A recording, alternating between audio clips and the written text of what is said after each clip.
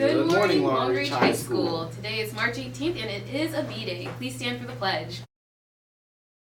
I pledge allegiance to the flag of the United States of America and to the republic for which it stands, one nation, under God, indivisible, with liberty and justice for all.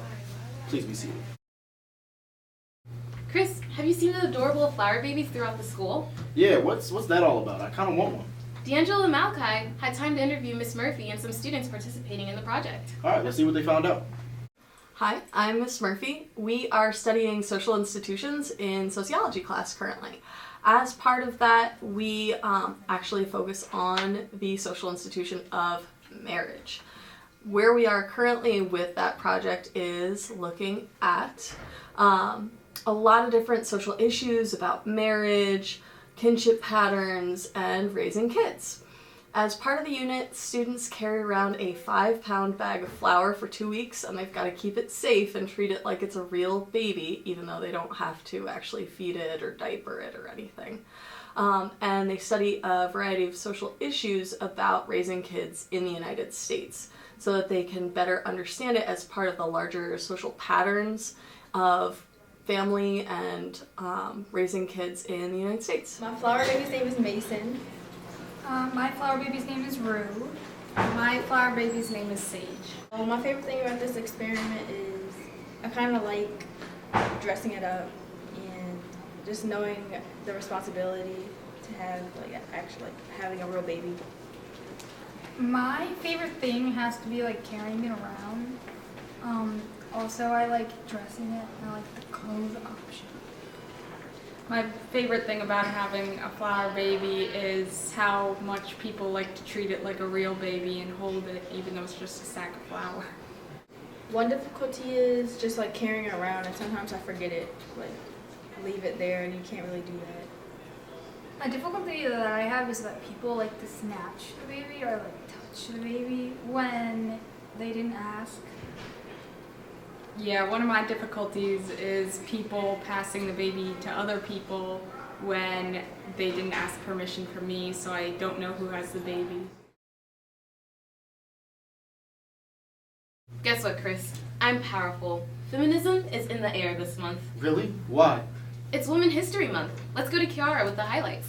Hey, did you know Women's History Month started as a handful of small-town school events in California celebrating women's contribution to culture, history, and society? Wow, really? Didn't the Library of Congress, National Archives and Records Administration, and National Endowment for Humanities join in paying tribute to the generations of women whose commitment to nature and the planet have proved invaluable to society? Yeah, and the National Gallery of Art, National Park Service, Smithsonian Institution, and United States Holocaust Memorial Museum. Wow, that's a lot of museums. I know, Women's History Month wasn't always Women's History Month though. In 1981, it was only just Women's History Week, beginning March 7, 1982. In 1987, after being petitioned by the National Women's History Project, Congress passed a law to designate the month of March 1987 as Women's History Month. Of course, we deserve the whole month. Since 1995, Presidents Clinton, Bush, and Obama have issued a series of annual proclamations designated the month of March as Women's History Month. This week in Mrs. Lee's class, students were challenged with the assignment of designing real princess characters to break the stereotype of the Disney damsel in distress. Hi, good morning, Long Reach. This month is to represent women. 70% of main characters in the movies are men. Women are important too. There's a movement called Real Princesses. Our class participated in this movement. Real Princess is creating princesses in a non-stereotypic form. So, Lauren, would you consider yourself to be a leader? Actually, Chris, it's funny that you say that because I've been looking to become a better leader. All right, well, LRTV had a chance to interview Ms. Grant to get the details on the Leadership Symposium that's coming to Long Reach on April 8th. Let's check it out. Hey Long Beach, my name is Malachi Perez, and from my experience, leadership is a very important skill to possess. What better way to learn about it than the Leadership Symposium? Let's go ask Ms. Groton about it. So what is the Leadership Symposium? The Leadership Symposium is a series of workshops that are available for students at Long Reach to attend in order to enhance their leadership skills or interact with other leaders in the building. It's also a great opportunity to meet new people and have a good time. When is it? It is Friday, April 8th, which is a half day for students, and it's in the afternoon. So it starts after school gets out about 11:20, and it will go until 3 p.m. How do you sign up for it? You can sign up at the Long Reach website, which is longreachsga.weebly.com, or there are paper sign-ups outside of room 214. Okay, thank you. You're welcome. Ow, ow, why are you pinching me? You didn't wear green yesterday. It was St. Patrick's Day. Oh yeah, I forgot, but Justin and Rom got some details on the holiday. Hey Long Reach, I didn't see you there. On Thursday, March 17th, we celebrated St. Patrick's Day. Over the years, St. Patrick's Day has changed to be more of a party, but there's actually an interesting history about how this holiday came to be. It originated as a celebration of Ireland's foremost patron, St. Patrick. March 17th is widely regarded as the day of his death, and it was made an official Christian feast day in the 17th century. St. Patrick's Day celebrates St. Patrick's achievements, though most of it has come from legend and the arrival of Christianity in Ireland. Interestingly enough, the holiday wasn't very popular in Ireland until the late 20th century. It originated in North America in the 18th century. The tradition of wearing green is mainly due to green's association with Ireland, and the use of shamrocks was because it is said St. Patrick used shamrocks to explain the Holy Trinity to the Irish.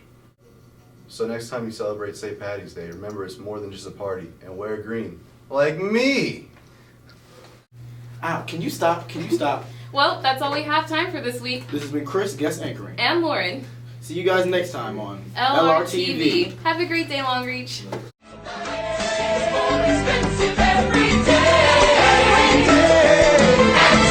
So far away. But as for mañana mi pana, you gotta just keep watching. You'll see the late nights. You'll taste beans and rice. We serve a shade life. I'm gonna say it twice. Turn on the stage lights. We're taking a flight to come the days in the light for what it's like in Washington Heights.